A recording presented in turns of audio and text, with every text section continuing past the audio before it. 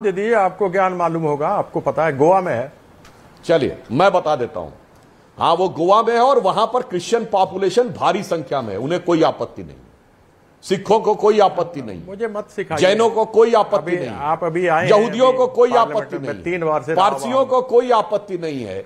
इसीलिए मैं आपसे कह रहा हूं कि अब माने मतलब उसमें व्यक्तिगत मामले में मत जाइए, मैं तो सिर्फ तथ्यात्मक बात कर रहा हूं। केवल एक ही को है, कारण जानते क्या है? बंगाल में तो बात अलग है, दे दिए जो अभी मैंने भी तथ्य आपको दे दिए कि गोवा में है कोई, और वो भी इसलिए क्योंकि पुर्तगालियों ने कहा, अच्छी संख्या में है ना, जब वह दे रहे थे, हाँ सुनिए ना, से वो जा रहे थे तो उन्होंने तो क्रिश्चियन डोमिनेटेड स्टेट में है, किसी को कोई समस्या नहीं है। पुर्तगालियों ने कहा कि सबको बराबर का सम्मान होना चाहिए, यूनिफॉर्म सिविल कोड होना चाहिए, आपके कारण से नहीं है। अरे मैं वही तो कह रहा हूं। अब आप आ गए ना, मेरी बात आपने सिद्ध कर दी, आपको बहुत बहुत धन्यवाद कि हमारी वजह से नहीं है। ऑलरेडी एक देश में इसमें सिद्ध वाली क्या बात है? संविधान के निर्माताओं के आप अपने ऊपर क्रेडिट ये मत लिया कीजिए। न्यायालय कई बार कह चुका है, मगर जो आप अपने ऊपर क्रेडिट ले रहे हैं, आप जो किसी को दूसरे को गिराने की कोशिश मत कीजिए, एक बात झूठा बनाने का प्रयास मत कीजिए, क्रेडिट मत लेने की कोशिश कीजिए। अगर आपको अल्प ज्ञान है कि आपको नहीं मालूम था कि गोवा में, अरे अभी तो आप कह रहे थे कि हम लाए हैं, मैंने आपको बता दिया, तो मैंने मान्य किया, आपको मैंने बताया। अब आप कह रहे हैं मालूम ही नहीं था, आप मुझसे पूछ रहे थे, मैंने आपको दिया, मैंने आपको ज्ञान दिया। अरे ज्ञान के लिए धन्यवाद कीजिए कि आपने मुझे ज्ञान दिया, ये मत कीजिए कि मैंने ये कह दिया तो ऐसे हो गया। प्लीज आपकी पार्टी के दूसरे को छोटा दिखाने का कोशिश न करें, समझ गए? आप दूसरे को छोटा दिखाने का प्रयास न करें। मैं आपसे इतना ही अनुरोध करूंगा। आपको सिखाया मैंने, आप बोलिए धन्यवाद, आप मुझसे बड़े हैं, आपने मुझे बताया, आपके ज्ञान के लिए धन्यवाद। देखा, मेरी बात कह दी, मेरा ये कर दिया। क्या है आप, क्या है भैया, भगवान है आप? अरे भाई आप अपने आप को भगवान मानने की बात कर रहे हैं ना। कभी आपको ज्ञान दिया कि नहीं? ऐसे बोल रहे हैं, आप ऐसे बोल रहे हैं, आपको ज्ञान दिया कि नहीं? आप उसको बोल रहे हैं, मैंने सिर्फ पूछा। गोवा के बारे में ज्ञान, अरे भाई मैंने आपको सिर्फ याद दिलाया कि हमारा एजेंडा नहीं है, ये हम चुनाव के समय नहीं लाए हैं, ये संवैधानिक दृष्टि से एक राज्य में लागू है। मैंने आपको याद दिलाया। 9 साल से आपकी सरकार है, अपसेट हो गए, 9 साल से सरकार है आपकी, आपने अभी तक क्यों नहीं किया? पड़ गया, अभी तक क्यों नहीं किया? अच्छा ठीक है, संजय जी भी इंतजार कर रहे हैं। अच्छा, इसके ऊपर क्यों नहीं सरकार? अच्छा, लेट्स नॉट गेट पर्सनल। अब मैं अपनी बात तो पूरी कर लूं। अच्छा ठीक है, क्योंकि ये मैं अपनी एक बात मैं अपनी बात पूरी कर लूं। बीच में आके डिस्टर्ब कर दे। जैसे ही मैंने इन्हीं के मुंह से सच उगलवा दिया कि ये चुनावी मुद्दा भी नहीं है, ये राजनीतिक मुद्दा भी नहीं है, ये बेरोजगारी से, महंगाई से, तो ये पूरी तरह अपसेट हो गए। सबको अलग कर देना, ध्यान बटा देना। आजाद साहब आपने काफी देर बोला। आजाद साहब मेरा निवेदन स्वीकार करिए। आप देखिए, एक सेकंड देखिए, अब सुधांशु मैं आपके वापस आऊंगा। एक सेकंड, आजाद साहब कोई बात नहीं। अच्छा ये बताइए, चलिए इस समय महंगाई की दर कितनी है? मैं विषय पर आऊंगा। सुधांशु आप बड़े हैं, मैं आपसे पूछ रहा हूं। 1250 रुपए का सिलेंडर है, 300 रुपया रोज का कमाता है आदमी। अरे महंगाई की दर। अच्छा, संजय सिंह को मुझे लेके आना पड़ेगा, काफी देर से वो इंतजार कर रहे हैं। मेरा बार बार निवेदन, आप लोग मान ही नहीं रहे। संजय जी, यूसीसी के ऊपर आपका पहला रिएक्शन। हमें भी अपनी बात रख लेने दीजिए। सर माजरत चाहता हूं मैं, आप भी जान रहे हैं, दोनों वरिष्ठ लोग हैं, मैंने रोकने का बहुत प्रयास किया। मैं आप के पास आ रहा हूं। सुधांशु जी, यूसीसी के ऊपर जो अभी लॉ कमीशन ने का यूसीसी पे भी बोलूंगा, लेकिन सुधांशु जी ने पूरे देश के सामने आपके राष्ट्रीय चैनल पर एक झूठा तथ्य रखा। अगर उनमें जरा सी भी नैतिकता हो तो वो माफी मांगेंगे। मैं आपके सामने आंकड़े पढ़ रहा हूं। असिस्टेंट प्रोफेसर की पोस्ट 40 केंद्रीय विद्यालयों में 27% एससी की खाली है, 33% एसटी की खाली है, 41% ओबीसी की खाली है। आगे पढ़ रहा हूं। एसोसिएट प्रोफेसर की पोस्ट 40 केंद्रीय विश्वविद्यालयों में 76% एससी की खाली है, 86% एसटी की खाली है, 94% ओबीसी की खाली है। प्रोफेसर की पोस्ट 40 केंद्रीय विश्वविद्यालयों में 82% एससी की खाली है, 93% एसटी की खाली है, 96% ओबीसी की खाली है। अब जरा सी भी नैतिकता अगर सुधांशु जी में है तो पूरे देश से अपनी पार्टी की ओर से जवाब सुधांशु जवाब आरटीआई का जवाब है। लक्ष्मण यादव दिल्ली विश्वविद्यालय में लक्ष्मण यादव अध्यापक हैं, वो पढ़ाते हैं वहां पे, उनकी आरटीआई में दिया गया जवाब है सरकार का।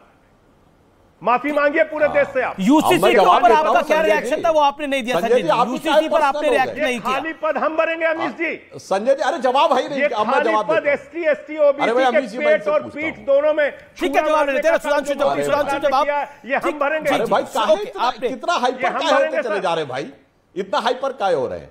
अब संजय जी एक ही लाइन में बोलूंगा। अरे पूरी बात बोलो ना, कितने जनरल की पोस्ट खाली वो भी बोलो। पूरी बात बोलिए, कितनी जनरल की पोस्ट खाली है वो भी बोलिए। नंबर 1, नंबर 2 इस पर पूरी बोलिए, बताइए कितनी जनरल की पोस्ट खाली है, बोलिए।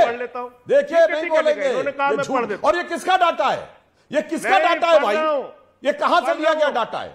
आरटीआई अरे बोलिए भाई, और पूरी पोस्ट बताइए, जनरल का डाटा भी बताइए। और मैं बता रहा हूं भाई क्या तरीका है बीच में बहस करने का। मैंने इनसे कहा और ये बीच में डिस्टर्ब करने लगते हैं। फिर आप झूठ बोल रहे हैं। अच्छा चलिए, 40 केंद्रीय अच्छा चलिए विश्वविद्यालयों में 1 मिनट 93%, 95% आरक्षण एसटी एसटी का खा गए आप। अच्छा ठीक है, आपने ये विषय को रखा। जवाब दे दूं भाई, 86%। जी लेकिन अब मूल विषय पे भी आ जाते हैं। अब मैं जवाब दे दूं। ये लक्ष्मण अरे संजय जी बताइए, संजय सिंह को दिया संजय जी सुनिए, आरटीआई संजय दिल्ली सरकार में बताइए, दिल्ली सरकार में जो प्रोफेसर को तो डाटा दिखाइए देश के सामने। दिल्ली सरकार का नाम बोलिए, दिखाइए डाटा, बोलिए दिखाइए डाटा दिल्ली का। लो फिर बोलने लगे, क्या तरीका भी इसी बहस करने मैं आपको बता रहा हूं। संजय जी आपके बीच में वो नहीं बोले, संजय जी आपके बीच में वो नहीं बोले। अब उनको 40 सेकंड दीजिए अपनी बात को रखने का। Sudhanshu you make your point, Sudhanshu you make your point. कोई बात नहीं, चलिए दिल्ली सरकार तो आपकी इतने साल से चल रही है, बोलिए दिखाइए, बोलिए डाटा। दिल्ली सरकार के कॉलेज यूनिवर्सिटी में कितने एससी एसटी ओबीसी के पोस्ट है बताइए। यहां भाषण देने चले आते हैं, पूरी बात बताइए, या तो जनरल का भी बताइए, केंद्रीय विद्यालयों का, और किसका डाटा ये बताइए, नहीं तो अपनी सरकार का बताइए दिल्ली में कितनी पोस्टें भरी है। ठीक है संजय, बोलिए जवाब दीजिए। संजय जी जवाब दे पाएंगे? नहीं दे पाएंगे, पढ़ने नहीं दे रहे, पढ़ रहा हूं। नहीं मैं पढ़ रहा हूं, अरे सुन तो लीजिए। और अपना सोर्स भी नहीं बता पाएंगे। असिस्टेंट प्रोफेसर, अरे सुनिए भाई, 40 केंद्रीय विश्वविद्यालयों में पूछा ना, बताइए। असिस्टेंट प्रोफेसर के स्वीकृत पद। अरे भाई मैं दिल्ली सरकार का पूछ रहा हूं, आपकी सरकार में बताइए। अच्छा ठीक है, संजय जी को लीजिए ना 30 सेकंड, फिर मैं बता दूं। संजय जी को 20 सेकंड, 20 से 30 सेकंड, 20 से 30 सेकंड आप बोलने नहीं देंगे। पूछा उसका जवाब मैंने अमीश यूसीसी में जवाब नहीं दिया, उनको आरटीआई का जवाब नहीं दिया। संजय जी को 20 सेकंड दीजिए ना। दिल्ली सरकार का संजय जी अच्छा ठीक है, बिल्कुल आखिरी दौर की चर्चा है, बिल्कुल आखिरी दौर की चर्चा है। संजय जी सरकार का तो पता होना चाहिए ना। सुधांशु जी शांत क्यों खाया? अच्छा देखिए, माफी मांगिए देश से। एसटी एससी ओबीसी समाज से पहले माफी मांगी आपकी सरकार ने। 93%, 86% आरक्षण खाया इनका। पिछले 6 मिनट से कौन भरेगा? अरे किसने खाया भाई, अरे किसने खाया भाई, खामका में खाया। आपकी सरकार ने। डाटा के आधार पे बोल रहा हूं भाई, आपकी सरकार ने। अरे किसने कहा? अरे पिछले 7 मिनट से मानेंगे भाई, किसने नियुक्त कर दिया? डाटा खाना वो होता है, डाटा की नौकरी खाई नहीं खाई उसी पे चर्चा हो रही है, और हो गई उस पे भरपूर चर्चा। मैं विषय पर आना चाहता हूं, और विषय ये है संजय जी, आपने जो अभी इस समय की बड़ी खबर, और इस समय एक और बड़ी खबर आ रही है, नीतीश कुमार का बड़ा बयान है कि जल्द हो सकते हैं चुनाव। इस समय की यह बड़ी ब्रेकिंग स्टोरी है। नीतीश कुमार का बड़ा बयान आया है कि जल्द होंगे चुनाव। आप देखिएगा, लोकसभा चुनाव को लेकर यह बयान दे दिया है नीतीश कुमार ने। सुधांशु त्रिवेदी, इसी साल हो जाएंगे लोकसभा चुनाव, ये कह रहे हैं नीतीश बाबू। नीतीश कुमार, हम कह सकते हैं जो विपक्षी मोर्चा इकट्ठा हो रहा है उसके सर्वे सर्वा है अपने आप में, और हो सकते हैं जैसा लगातार ट्रेंड दिखाई दे रहा है कि विपक्ष का बड़ा चेहरा भी हो, प्रधानमंत्री पद का चेहरा भी हो। इस पर रिएक्शन क्या है आपका सुधांशु त्रिवेदी? 10 सेकंड में आपका रिएक्शन। जल्द होंगे चुनाव, नीतीश बाबू एक नया शगुफा ले आए। देखिए, नीतीश जी की पार्टी बिहार में तीसरे नंबर की पार्टी हो गई है, और बिहार में वो उत्तरोत्तर अप्रासंगिक होते चले जा रहे हैं। तो अपनी प्रासंगिकता बनाए रखने के लिए कभी राष्ट्रीय स्तर पर इधर से उधर दौड़ने की कवायद करते हैं और कभी जो है इस प्रकार की बात कहते हैं। तो इसलिए मुझे लगता है उनकी कीर्ति आजाद आपका रिएक्शन कीर्ति आजाद, क्योंकि आप बिहार से ही आते हैं मूलतः, योर रिएक्शन टू दिस। नहीं देखिए, सुधांशु जी तो बेचारे क्या कहेंगे, इतने सीनियर लीडर है, नीतीश कुमार उनके साथ 20 साल तक ये रहे सरकार में, और कुछ गड़बड़ हो तो ये तुरंत उन्हीं के ऊपर कह दे, जबकि डबल इंजन की सरकार अच्छा कोई काम हो तो क्या करते थे। नीतीश कुमार जी ने जो कहा है वो यह सोच के कहा होगा कि विपक्षी एकता जिस तरीके से आगे बढ़ रही है ये मोदी सरकार को खतरा हो रहा है। वैसे ही लोग, जनता की लड़ाई भाजपा से है, इस बार कोई नेता लोग ज्यादा कुछ नहीं करेंगे, जनता ही लोग भाजपा को हराएंगे। तो विपक्षियों को एकत्रित होते देखते हुए जब सब एकत्रित हो रहे हैं, पार्लियामेंट में भी बात हुई है, जो दिल्ली में इन्होंने ऑर्डिनेंस निकाला है उसके खिलाफ में सब लोग एकत्रित हो रहे हैं, 23 तारीख को हमारी मीटिंग होने वाली है पटना के अंदर, इन सबों को देखते हुए इनको डर बिल्कुल सहम गए। लेकिन आपको लगता है जो अटल जी ने करा था, जो अटल जी ने गलती कर दी थी, अटल जी ने गलती कर दी थी, वो गलती दोबारा करेगी बीजेपी? नहीं, वो तो उस समय एक जो ये इंडिया बनाया था इन्होंने, वो इंडिया का खबर ही ठीक नहीं गया था जी। वो उस समय इस कारण से हम लोग 2004 में आ रहे थे, क्योंकि मैंने वो दौर भी देखा था, मैं ये दौर भी देख रहा हूं।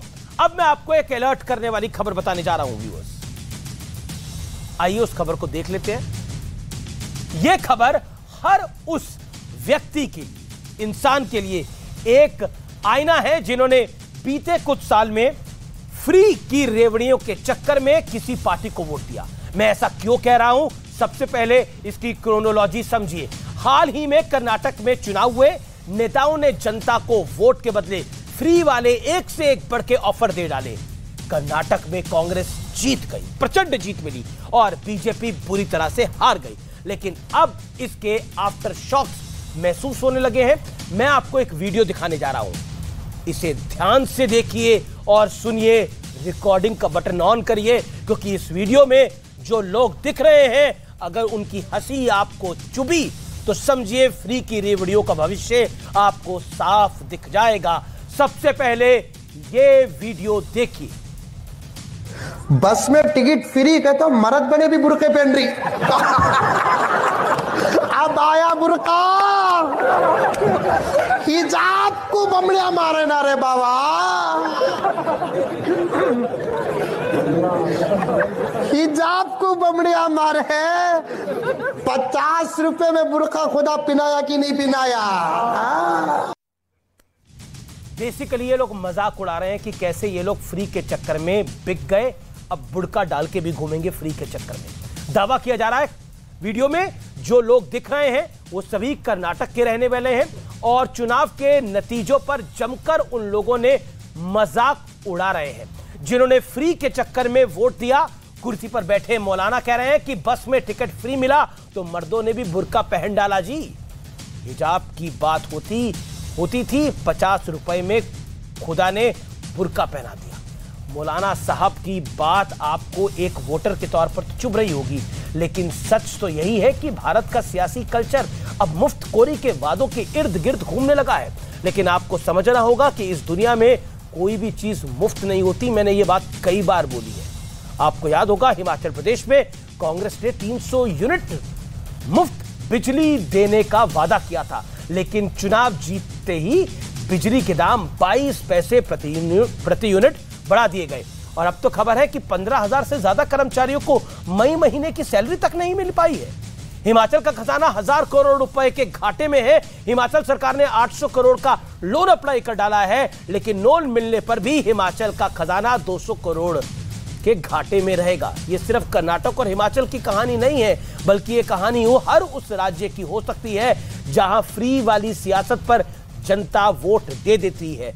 श्रीलंका याद करिए, बार बार याद करिए, क्योंकि जो वादे किए जाते हैं वो वास्तविकता से बहुत दूर हो जाते हैं। उन वादों को पूरा करने के लिए राज्यों के पास बजट ही नहीं होता, और ऐसी सिचुएशन में सबसे पहली मार भी उसी कॉमन मैन को पड़ती है, उसी कॉमन वुमेन को पड़ती है जिसने फ्री वाले लुभावने वादों में बहकर वोट दे डाला था। खैर, इस साल मध्य प्रदेश, राजस्थान, छत्तीसगढ़ समेत कई राज्यों में चुनाव होने हैं, और मुझे पूरी उम्मीद है कि आप शायद अब जागरूक होंगे, पार्टियों से सवाल पूछेंगे, इन फ्री वाले वादों को पूरा करने के लिए पैसे कहां से आएंगे वो भी पूछेंगे। नहीं तो काम तो बढ़िया है, जो फ्री दे उसको वोट दे दो। और जैसा मौलाना साहब कह रहे थे, मैं नहीं कह रहा, मौलाना साहब कह रहे थे, 50 रुपए में बुर्का पहन लो। फिलहाल आर पार में इतना ही। नमस्कार, शुभ रात्रि।